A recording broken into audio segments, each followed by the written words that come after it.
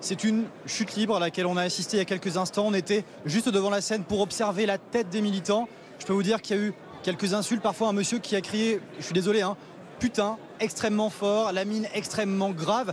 Il ne s'attendait pas à ça. Pourquoi? Parce qu'il y avait cet espoir de fameux vote caché.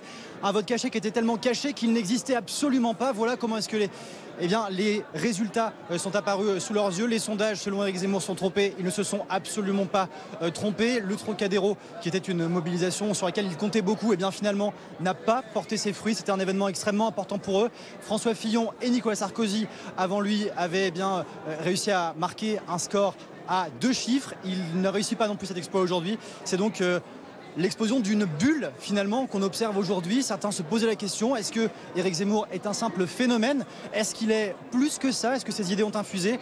Eh bien non, il a peut-être fait l'erreur aussi d'imposer un thème qui n'était pas le thème de cette campagne, l'immigration, la sécurité contre le pouvoir d'achat. Finalement, pour en retenir également le fait, on l'a vu dans la surprise des yeux des militants, qu'un clic sur Internet, ça ne correspond pas à un vote dans une urne. Un nombre de téléspectateurs, malgré des audiences importantes à la télévision, ça ne correspond pas non plus à la réalité. Et c'est ça qui nous a marqué, cette espèce de différence entre le réel et ce qu'ils ont ressenti. La bulle Éric Zemmour a explosé ce soir.